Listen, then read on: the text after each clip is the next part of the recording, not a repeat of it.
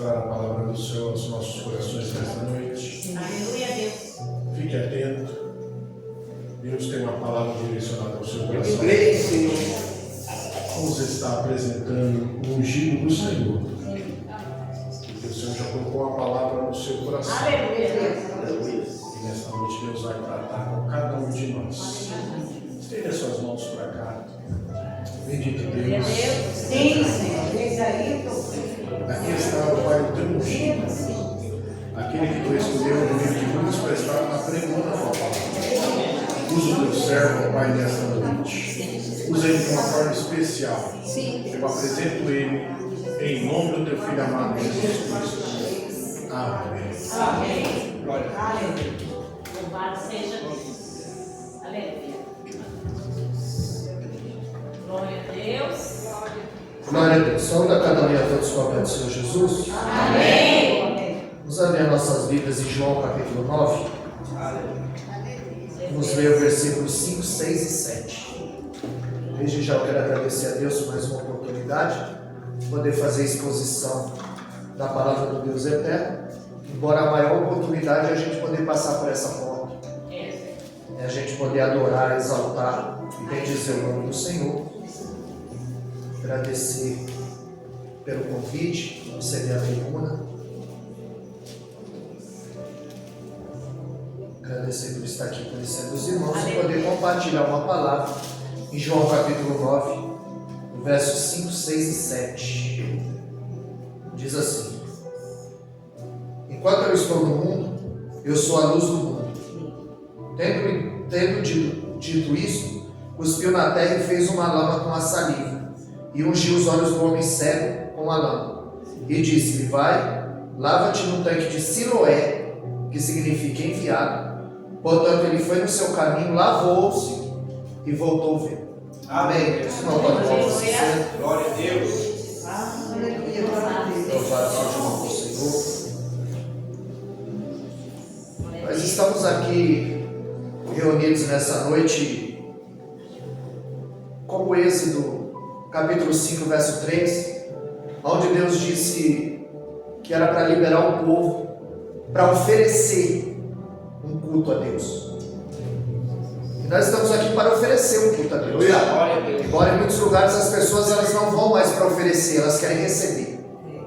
Como já foi dito aqui, não tem culto ruim, tem crente ruim no culto. Então, em Romanos capítulo 12, verso 1, Paulo diz que nós temos que prestar o nosso culto racional, não sensorial. Porque hoje eles não querem pensar, eles querem sentir. E o culto passa a ser sensorial.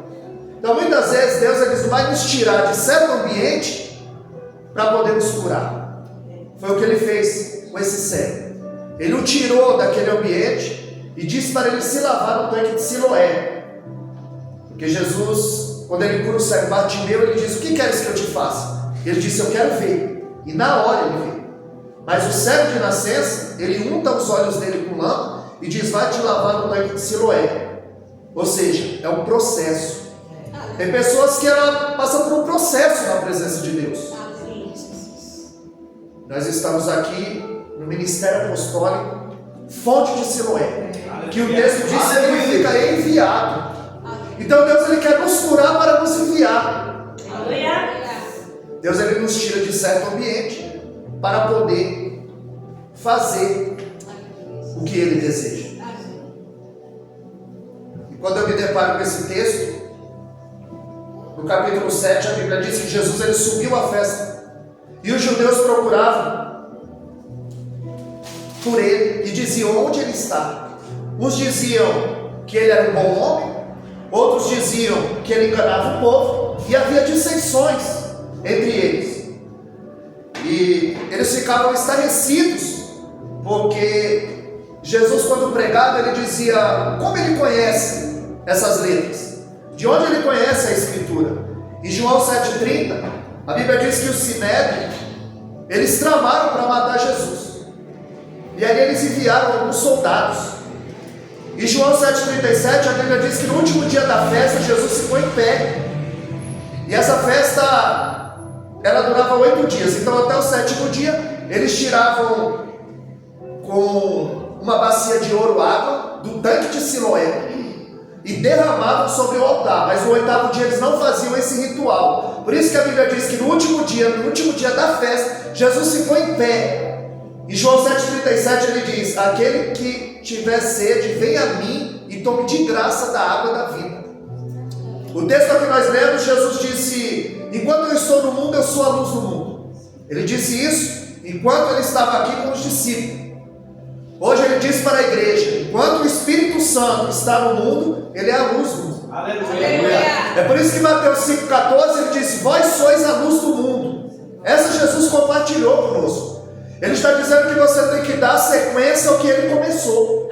Ele disse: eu sou a luz do mundo. Em João 8,12, eu sou a luz do mundo, e aquele que me segue não andará mais em trevas, porque achou o caminho da vida. Aleluia. Em Mateus 5,13 ele diz: vós sois o sal da terra. E o que está faltando no povo é sede, porque muitas vezes a igreja já deixou de ser o sal da terra.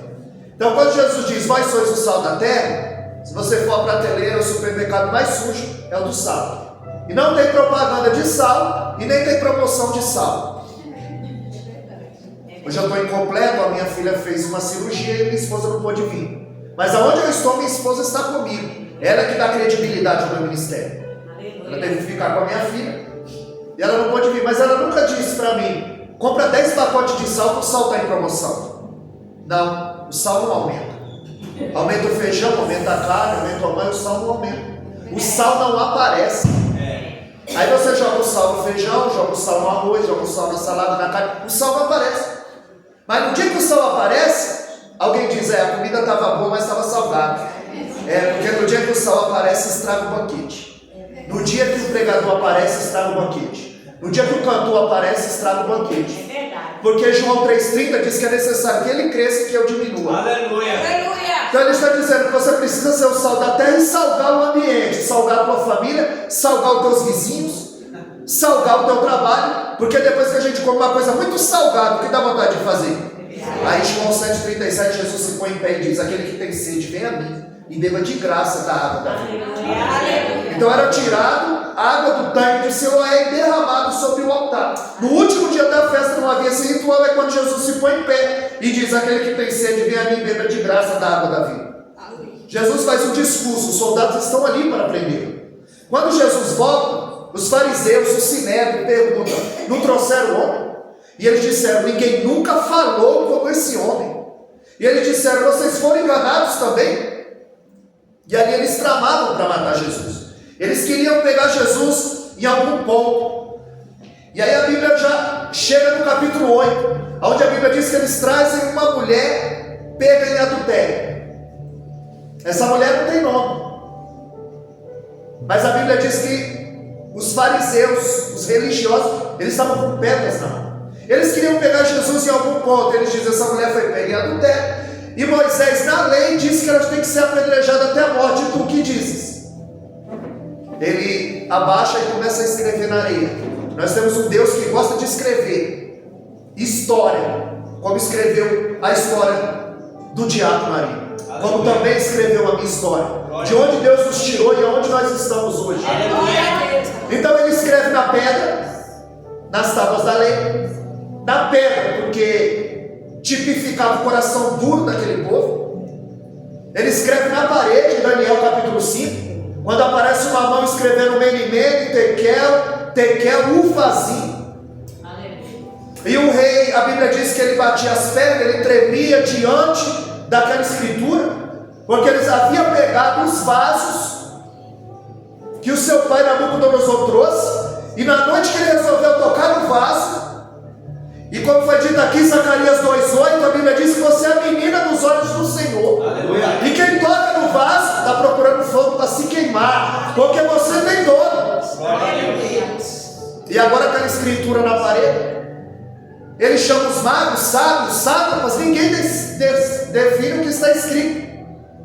E a rainha diz: olha, existe um aí que o Espírito dos deuses está sobre ele. Só que ele não faz parte do teu reino, ele fazia da parte do teu pai. O nome dele é Daniel. Ele disse: manda chamar. Quando Daniel entra, o rei diz: disse: eu ouvi falar que o Espírito dos deuses está sobre você. Se você decifrar o que está escrito aqui na parede, eu vou te dar uma cadeia de ouro, vou te vestir de púrpura e você vai ser o terceiro dominador. E Daniel diz: esses teus presentes aí você dá para outro, porque o favor de Deus não se compra. Aleluia. Mas você sabe o que está escrito aí? Não só o que está escrito, como quem escreveu. Eu falo com ele 3 vezes ao dia. Intimidade. A Bíblia diz que na mesma noite ele morre, porque tocou nos vasos. E agora Deus está escrevendo na areia. Ele está dizendo: mulher, eu também não te condeno, eu estou escrevendo aqui uma nova história para a tua vida. A Bíblia diz que eles estão com pedras na mão, porque os religiosos, eles são assim. Eles andam com pedras na mão, esperando uma falha para te apedrejar, para te apontar. Tanto que em João capítulo 8, verso 59, no fim do capítulo 8, a Bíblia diz que os fariseus pegam em pedras para atacar Jesus. Porque religioso, quem é da lei, anda com pedra na mão. Quando eu leio Atos capítulo 6, verso 15, a Bíblia diz que quando Estevão pregava, o rosto dele brilhava. Porque quem carrega o céu tem rosto de anjo. O rosto brilha, a graça transparece. Mas a Bíblia diz que quando Estevão pregava, eles pegaram em pedras para atirar. E a Bíblia diz em Mateus 8,12, Jesus disse que no inferno haveria pranto e ranger de dente. A Bíblia diz que os fariseus rangiam os dentes. Quem tem pedra na mão e range o dente, carrega o inferno. Mas quem carrega o céu, o rosto brilha. Ele não fica esperando a falha de ninguém para apontar. Gente que nunca trouxe ninguém para a igreja, mas já ajudou a colocar um monte para fora. Meu Deus. Quando eu leio Números capítulo 12, a Bíblia diz que Miriam e Arão fizeram uma sedição contra Moisés. E a desculpa era a mulher cuxita, etíope. Mas logo no outro verso, a Bíblia diz que Miriam questiona: Deus só fala através de Moisés e através de nós, não? Então a mulher cuxita era uma desculpa, ela estava questionando a liderança de Moisés. Só que a Bíblia diz que teve alguém que ouviu essa conversa. Aleluia. Deus ouviu essa conversa. Glória a Deus. Toma cuidado do que você anda falando por aí, porque Deus está ouvindo conversa. Aleluia. E a Bíblia diz que Deus desceu na tenda, chamou os 3 para um particular. Em Números 12:5, a Bíblia diz que ele chamou na porta Miriam e Arão. E a Bíblia diz que Deus deu um ultimato: vocês não temeram de falar do meu ungido. A gente tem que tomar cuidado que a gente anda falando da nossa liderança, porque tem alguém que está ouvindo. Aleluia. E ele desce para tratar. E a Bíblia diz que Deus se retirou. Porque onde tem fofoca, onde tem disse-me-disse, Deus não fica. Aleluia. Deus não fica. E quando Arão olhou, Miriam estava leprosa. E olha quem é Miriam. Quando eles atravessam o mar vermelho, ela pega o pandeiro e sai cantando que só o Senhor é Deus. Ela é do ministério de louvor.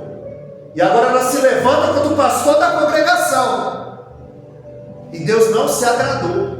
Porque o ungido de Deus é problema de Deus, não é problema dele. Não é problema meu. Salmo 105, verso 15, Davi disse: Deus me guarde eu tocar no ungido do Senhor.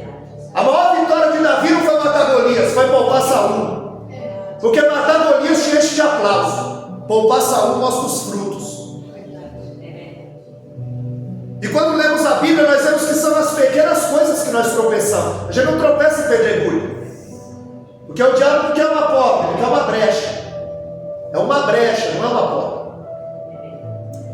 Então Davi, vestido de pastor, ele mata um gigante. Mas vestido de rei, ele manda matar um amigo. Porque o poder cega. Ele é capaz de comer Mefibosete à mesa e Urias na sepultura. E Urias não era qualquer um, era o seu amigo. E o que mais dói é quando a gente é apunhalado por aquele que devia nos apoiar.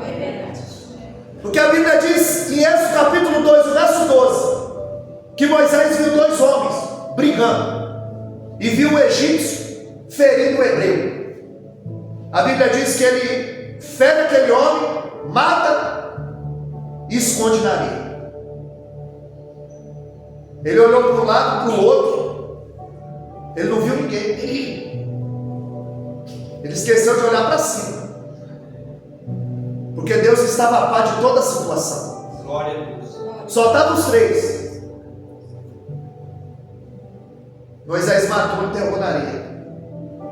No outro dia, 2 hebreus discutiram. Quando Moisés quer intervir, ele disse: quem te colocou juiz sobre nós? Quer nos matar como matou aquele homem ontem? Se só estavam os três, Moisés matou um, enterrou na areia, salvou aquele homem. Quem foi que contou? Dói é quando a gente ajuda alguém e é apunhalado pelas costas. Tanto que Jesus ensinou a Judas, andou com Judas, e a traição não começou na cruz, começou à mesa. Cuidado com quem você senta à mesa. Cuidado com quem você faz aliança.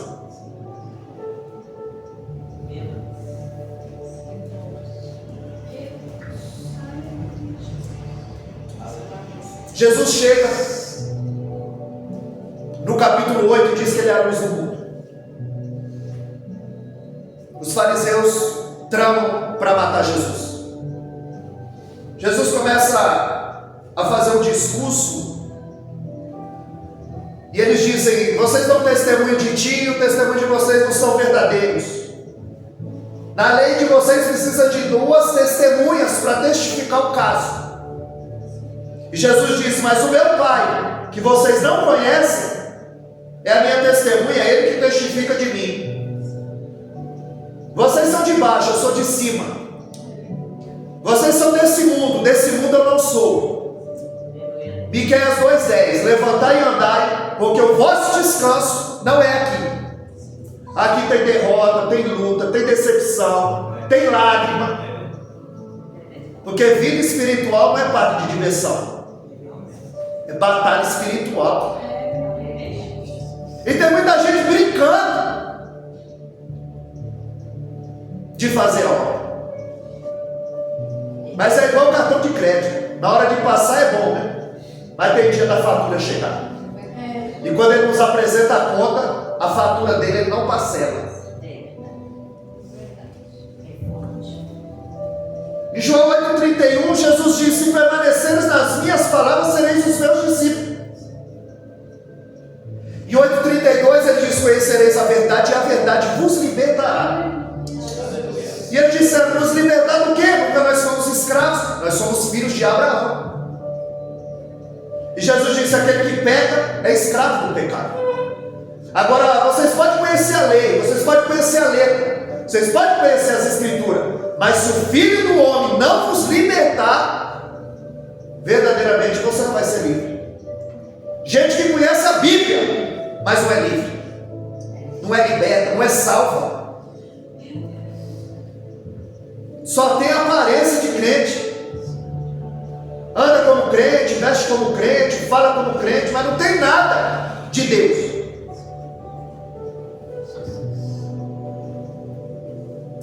E eles dizem: nós somos filhos de Abraão. Eles achavam pelo fato de ser filho de Abraão, eles estavam salvos. Religioso.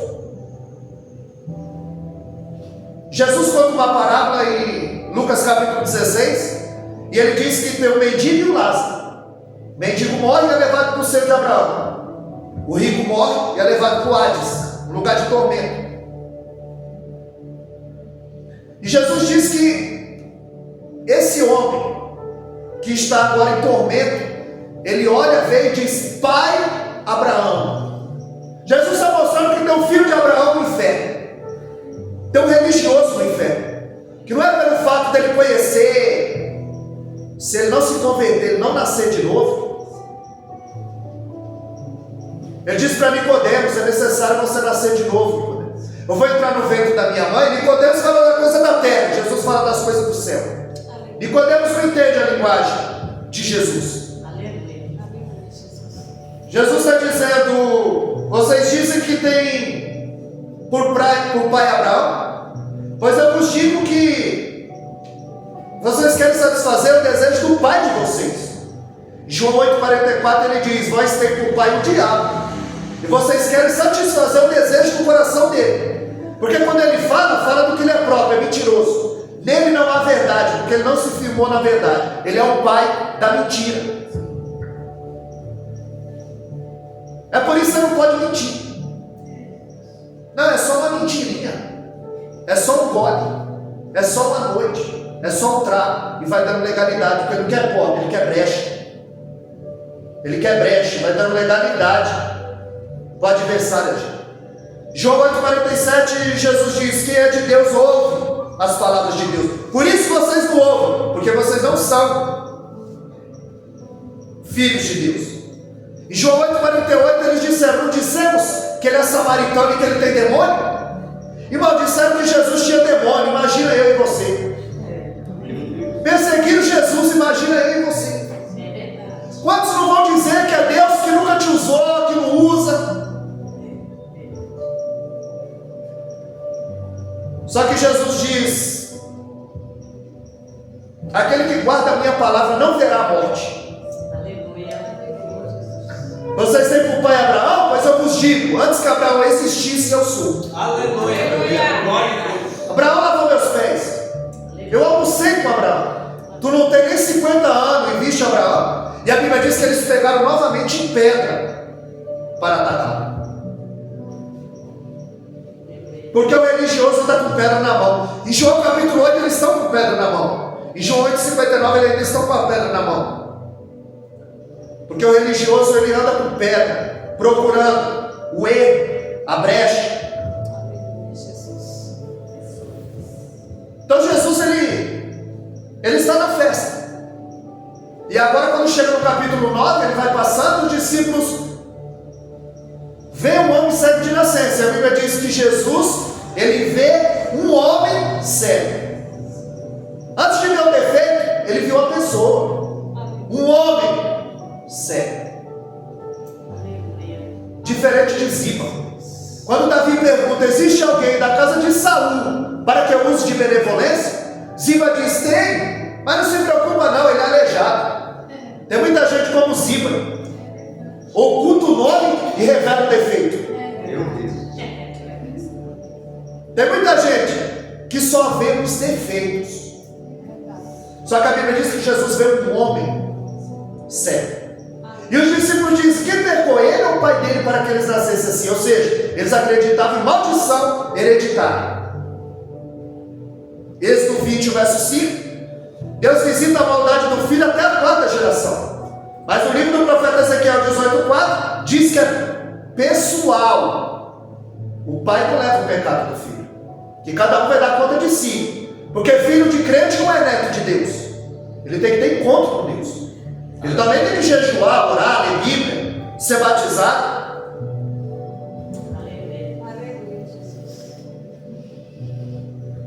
Jesus costa no chão, amassa o barro, faz gota e coloca nos olhos do cego.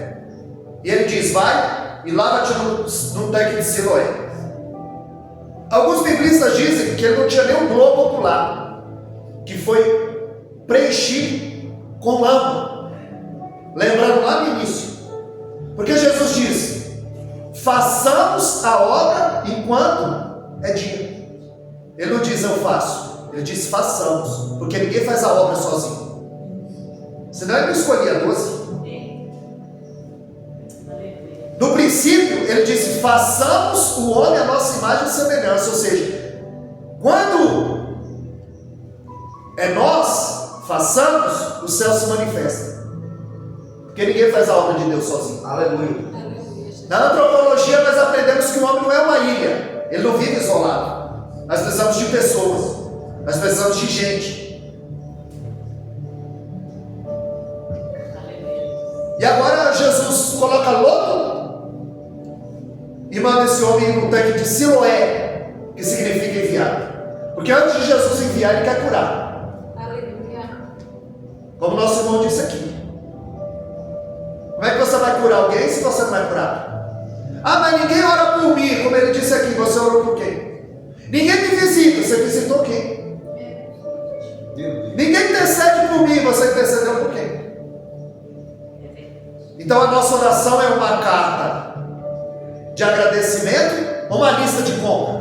Me dá, me dá, me dá, me dá, me dá. Então Gálatas 6,7 diz que Deus não deixa escarnecer, ou seja, com Deus ninguém brinca. O que ele planta, ele colhe. O que ele semeia, ele ceifa. Faraó mandou matar as crianças afogadas no Nilo. A última praga para liberar o povo do Egito, qual foi? Matar todas as crianças. Qual era a ordem dele? Matar as crianças. A última praga, ele matou todas as crianças. Como ele mandou matar? Afogado no Nilo. E como que o faraó morreu? Salmo 136, verso 15, afogado no mar. Porque o que o homem planta, o homem colhe. Além da semeadura, e não é cristão, ímpio, não. É o que o homem. Agora Deus não enxerga homem, mulher, macho e fêmea. Deus enxerga uma alma. Você não é um corpo que tem uma alma. Você é uma alma que tem um corpo. Por isso que em Atos 10:34, Pedro vai dizer que Deus não faz acepção de pessoa. 5 minutos para encerrar. Esse homem vai, tá? Se lava, conhecido na cidade, cego, mendicava. E aí quando ele lava, ele volta enxergando. Mas ele não conhecia Jesus. Ele só ouviu falar. Jó 42:5, Jó diz, só de ouvir falar eu te conhecia, mas agora eu te vejo os meus olhos. Tem gente que só conhece Deus de ouvir falar. Não é de andar com ele, orar, conversar, ler, experiência. E agora esse homem volta enxergando. E a Bíblia diz que os vizinhos o veem. E eles dizem, nossa, esse homem parece com aquele cego que há tempos mendiga aqui desde o seu nascimento. Parece com ele, é ele. E ele dizia, sou eu. E ele dizia, nossa, não é possível, parece com ele, parece demais. Eu acho que o cego sumiu. E esse homem se parece muito com ele. E ele dizia, sou eu. Então os vizinhos foram chamados religiosos para averiguar o que estava acontecendo. Quando os religiosos chegaram, eles perguntaram, tu era cego? Era. E agora, quando você enxerga? Ele disse, Jesus. Um homem chamado Jesus. E eles disseram, tu é cego nada?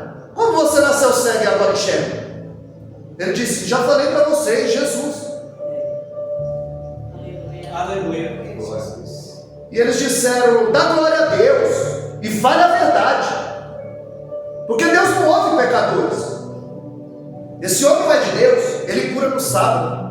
Ou seja, para o religioso, o sábado é dia de ficar cego.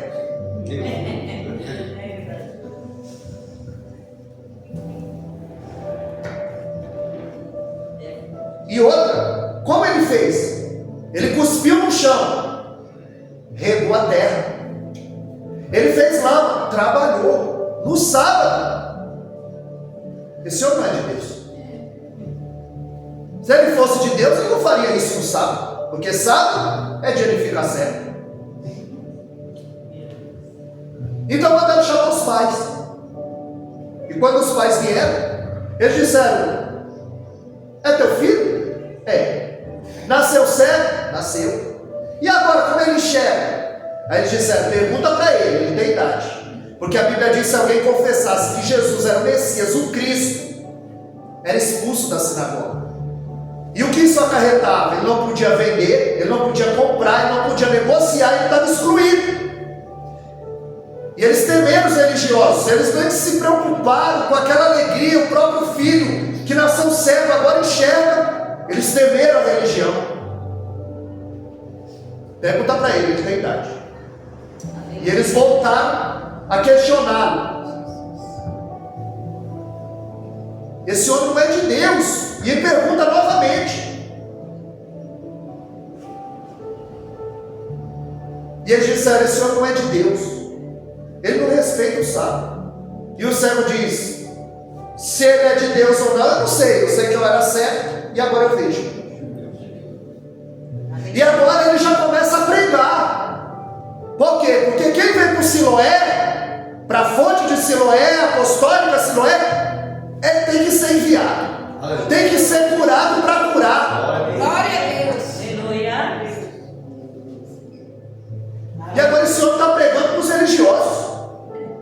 E ele vai dizer em João 9,31: Deus não ouve pecadores. Vocês conhecem bem a lei, vocês conhecem as escrituras, que Deus não ouve pecador. Porque Isaías 59,1 diz que os nossos pecados e as nossas iniquidades faz separação entre nós e o nosso Deus, e encobre o nosso rosto para que ele não nos ouça. Se esse homem não fosse de Deus, Deus não ouviria.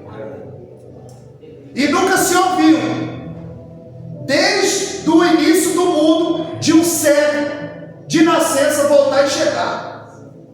Se esse homem não fosse de Deus, nada ele poderia fazer. E eles insistem em perguntar para o cego. E o cego, num tom irônico, ele diz: vocês querem ser discípulo dele? Eu estou achando que vocês estão querendo ser discípulo dele. E eles disseram: discípulo dele seja tu, nós somos discípulos de Moisés.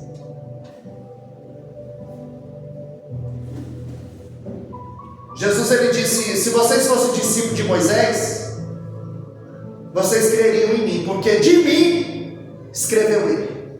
Deuteronômio 18,15. Moisés disse: Deus suscitará um profeta semelhante a mim, a ele ouvireis. Deuteronômio 34,10, a Bíblia diz que nunca mais se levantou Israel um profeta semelhante a Moisés, a quem o Senhor conheceu face a face. E a Bíblia diz que eles querem negar a evidência. O homem era cego, agora o homem enxerga. E diante das evidências, eles estavam cegos espiritualmente. Nota que quando esse homem era cego, ele não tinha problema com ninguém. Aleluia. Mas quando ele passou a enxergar, ele arrumou problema com os vizinhos, com os religiosos e com a família. Se você não quer problema com ninguém, continua cego. Mas se você permanecer na apostólica fonte Siloé, Deus vai abrir os teus olhos. Deus vai curar, vai enviar. Porque o problema é quando cresce. O crescimento incomoda. Quando ele não enxergava, não tinha problema com ninguém. Quando ele passou a enxergar, Aleluia. Meu Deus, é verdade. o problema começou. Não quer problema? Continua cego. Porque Jesus, ele é poderoso para abrir a nossa visão espiritual. A Bíblia diz que ele é expulso da sinagoga. Jesus o encontra. Glória a Deus. Ele prega sem nem saber quem é Jesus. E Jesus diz: tu crê no Filho do Homem? E ele diz: quem é para que nele crê? Sou eu que falo contigo. Aí ele volta e testifica quem é. João capítulo 5, havia um homem de 38 anos na beira do tanque. Ele não estava ali 38 anos. Todo ano ele era colocado na beira do tanque, porque era 7 dias da festa, então eles queriam tirar os coxos, os mancos aleijados de Jerusalém e levar para a casa da misericórdia, esconder. Aleluia. E Jesus, ele próprio, em pessoa, ele esperava do anjo, ele esperava do tanque, ele esperava dos homens. Eu não tenho ninguém que me põe no tanque, mas o próprio Cristo resolveu abençoar. O próprio Cristo resolve nos abençoar. Porque às vezes você está esperando da mão da pastora, da mão da missionária, da mão do pastor, da mão do teu chefe, e o próprio Cristo quer abençoar. Então olha só, para encerrar, em João capítulo 5, Jesus por esse homem fora. Mas a Bíblia diz em João 5,14 que Jesus o encontrou no templo.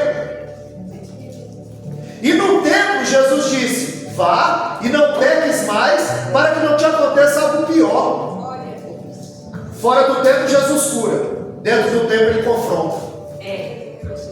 Aleluia. A palavra tem que nos tirar da zona de conforto. Aleluia. Nós temos que ser confrontados dentro da Aleluia. Se nós estamos de acordo, o nosso passo está de acordo com o passo do céu. Como foi lido aqui no Salmo 101, verso 6. Meus olhos procurarão os fiéis da terra, e o caminho tem sido reto.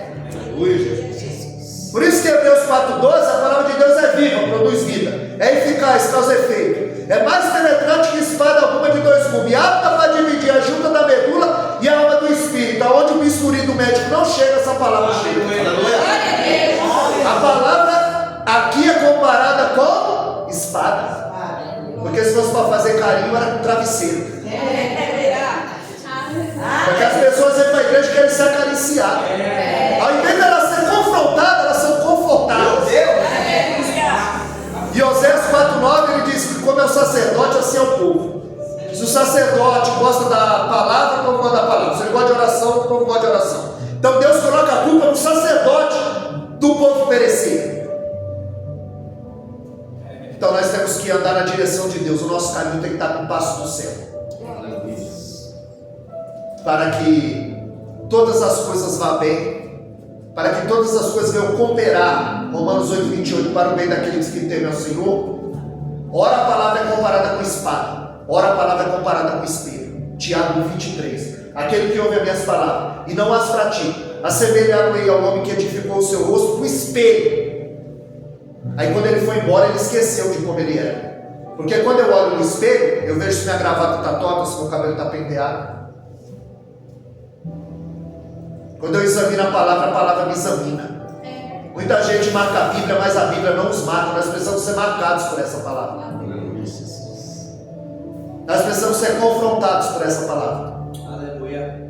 Porque Hebreus 4:13, a Bíblia diz que tudo está muito patente aos olhos daquele a que nós temos que tratar. Salmo 101, verso 6, os meus olhos procurarão os fiéis da terra. Provérbios 15:3, os meus olhos estão em todos os lugares, contemplando os bons e os maus. Salmo 33:14, da sua morada ele contempla todos os moradores da terra. Zacarias 4:10, não desprezei o dia das coisas pequenas, os 7 olhos do Senhor passam por toda a terra. Segundo Crônica 16:9, os 7 olhos do Senhor passam por toda a terra. Existe um Deus que vê, que sonda e conhece. Mateus 6:6, entra no teu quarto, fecha a tua porta, ora ao teu pai em secreto, e o teu pai que vê, ele não ouve, ele vê. O texto diz que ele vê, não ouve. Porque já foi dito aqui, Salmo 139, verso 4. Antes da palavra chegar na língua, o Senhor tudo conhece. Antes dele ouvir, ele sondou o teu coração. Então, o que define é a motivação.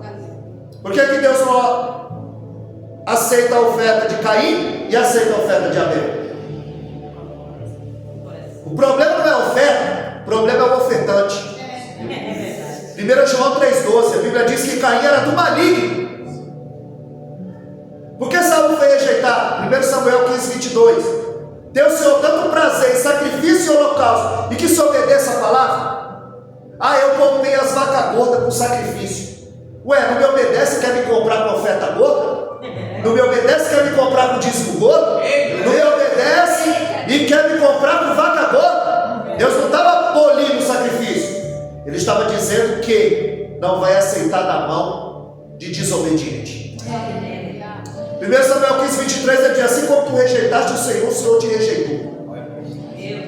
Nós vamos obedecer ao Senhor. Amém, amados? Passou 5 minutos, o irmão me perdoe.